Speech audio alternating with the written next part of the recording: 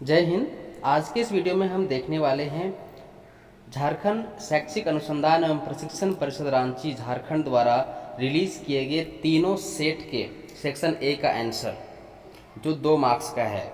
यह सेट जो है वह साइंस सब्जेक्ट का है। इसका टोटल 40 मार्क्स आपको मिलेंगे और इसके लिखने के लिए आपको लगभग 1.5 घंटे का, सॉरी लगभग नहीं है, कंफर्म है कि आपको 1 आवर एंड 30 मिनट्स का समय आपको मिलेगा ही मिलेगा।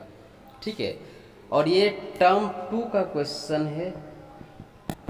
ठीक है, और इसके लिए आपको कुछ जनरल इंस्ट्रक्शन भी दिए हुए हैं और उन्हीं के निर्देशानुसार आपको क्वेश्चन आंसर इसमें करना भी है।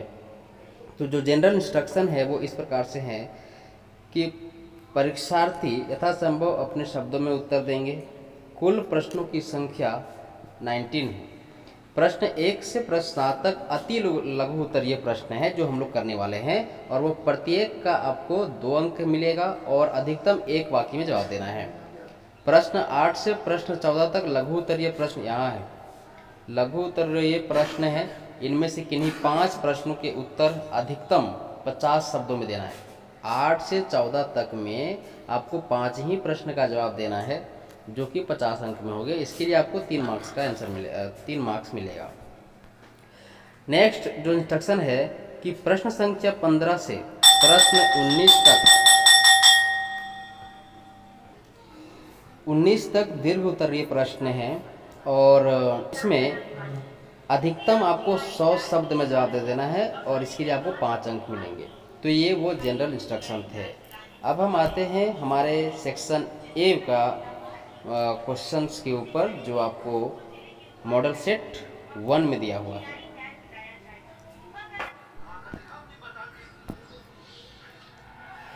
तो जो पहला क्वेश्चन है वो है कि ऊर्जा और शक्ति का एसआई मात्रक लिखिए। तो ऊर्जा होता क्या है, ठीक है, वो सबसे पहले देखते हैं। तो W इक्वल टू होता है हमारा फोर्स इनटू डिस्प्लेसमेंट, ठीक है, और इस F का एसआई मात्रक होता है न्यूटन, ठीक है, और ये डिस्प्लेसमेंट का हो जाएगा जूल। तो न्यूटन, सॉरी जूल नहीं होगा, मीटर होगा।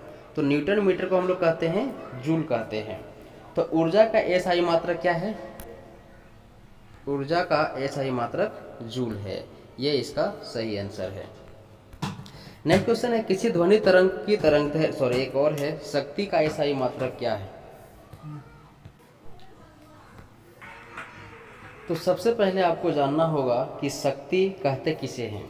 तो कार्य करने की दर को शक्ति कहते हैं, अर्थात शक्ति जो है वो प्रति सेकेंड कितना कार्य हो रहा है। W माने वर्क डन, कार्य हो गया। तो प्रति सेकेंड कार्य करने की जो दर है उसी को क्या कहते हैं? शक्ति कहते हैं। तो फिर से वही बात है कि W जो है इसका नोटेशन हो जाएगा J, ठीक है, और टाइम का होता है सेकेंड, माने जूल पर सेकेंड को हम लोग क्या कहेंगे? शक्ति कहेंगे। और ये जूल पर सेकेंड को हम लोग कहते हैं वाट, ठीक है। तो शक्ति का एसआई मात्रक जो हो जाएगा वो हो जाएगा वाट, या फिर अगर आपको W लिखा मिलेगा तो ठीक है, नहीं तो आपको वहाँ लिखा मिल सकता है वाट, ठीक है। तो ये वाट आपका सही आंसर हो जाएगा। नेक्स्ट क्वेश्चन है कि किसी ध्वनि तरंग की तरंगदैर्घ्य तथा आवृत्ति उसके वेग से किस प्रकार संबंधित है? तो ध्वनि का वेग जो है वो उसके तरंगदैर्घ्य से तो संबंधित है, जो इस प्रकार से है कि ध्वनि का वेग उसकी आवृत्ति तथा तरंगदैर्घ्य के गुणनफल के बराबर होता है। यानी कि ध्वनि का जो वेग होगा, ध्वनि का जो वेग माने कि v जो होगा वो उसके आवृत्ति का ये न्यू, ठीक है, और इंटू, सॉरी ये इंटू होगा, ये इंटू है लेमडा, लेमडा यानी कि तरंगदैर्घ्य के बराबर होता है। तो ये इस प्रकार से संबंधित है, ये आपको लिखना पड़ेगा। तो यहाँ पे ये भी ध्यान में रखेंगे कि ध्वनि का वेग उसकी आवृत्ति, ठीक है, ये इसका आवृत्ति हो गया, और उसके तरंगदैर्घ्य के गुणनफल के बराबर होता है, ठीक है। तो ये इसका आंसर हो जाएगा। नेक्स्ट क्वेश्चन है H2O का आणविक द्रव्यमान परिकलन करें। तो H2O का रासायनिक जो नाम है, सॉरी आराम जो जनरल नाम है वो है जल। तो ये H2O है। अब एक हाइड्रोजन का जो परमाणु द्रव्यमान है वो होता है 1, तो 2 का कितना हो जाएगा 2, प्लस एक ऑक्सीजन का होता है 16, तो ये हो जाएगा 2 + 16, दोनों को जोड़ेंगे तो आपका 18 जो है वो 18 ग्राम इसका आंसर आ जाएगा। नेक्स्ट क्वेश्चन, 1 मोल से आप क्या समझते हैं? तो 1 मोल जो है वो हमें ये समझाता है क्या है।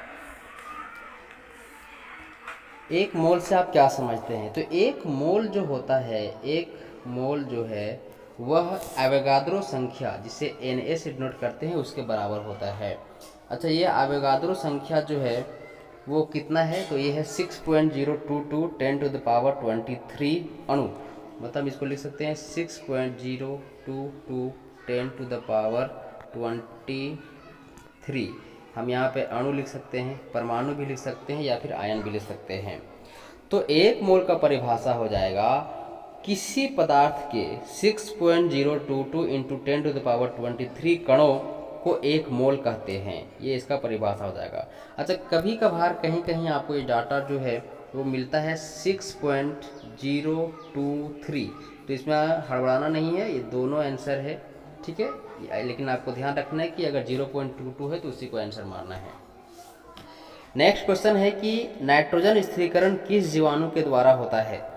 तो नाइट्रोजन स्थिरीकरण जो प्रक्रिया है, सबसे पहले ये याद है जितने भी दलहन फसलें हैं उसमें इस प्रकार का गोलीय संरचना था, ठीक है, और इन्हीं गोलीय संरचना में नाइट्रोजन स्थिरीकरण होता है और यह राइजोबियम नामक जीवाणु के द्वारा होता है। एड्स नामक बीमारी किस विषाणु के कारण होती है? तो एड्स जो है वो HIV और V इसके द्वारा होता है। ये एक संक्रामक बीमारी है जो यौन संचरणीय बीमारी में शामिल किया जाता है इसको।